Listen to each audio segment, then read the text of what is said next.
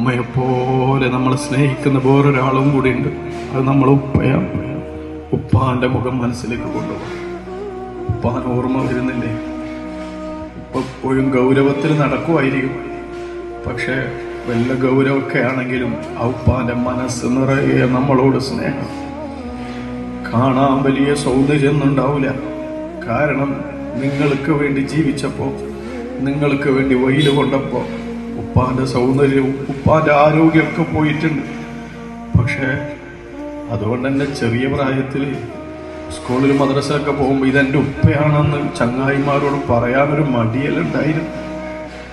എന്ത് മടിയുണ്ടായിട്ടെന്താ കാര്യം? ആ ഉപ്പ ക്ഷീണിച്ചു പോയത് നമുക്ക് വേണ്ടിയാണ്. ആ ഉപ്പ മെലിഞ്ഞു പോയത് നമുക്ക് വേണ്ടിയാണ്.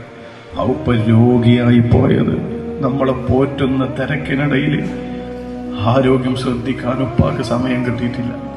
പാവാണ് ആ ഉപ്പ. ദുനിയാവിൽ കുറെ സുഖിച്ചിട്ടൊന്നുമില്ല, കുറെ സന്തോഷിച്ചിട്ടൊന്നുമില്ല. ഒരുപാട് കഷ്ടപ്പാടുകൾ ബാക്കിയാക്കിയിട്ടാണ് പോയത്.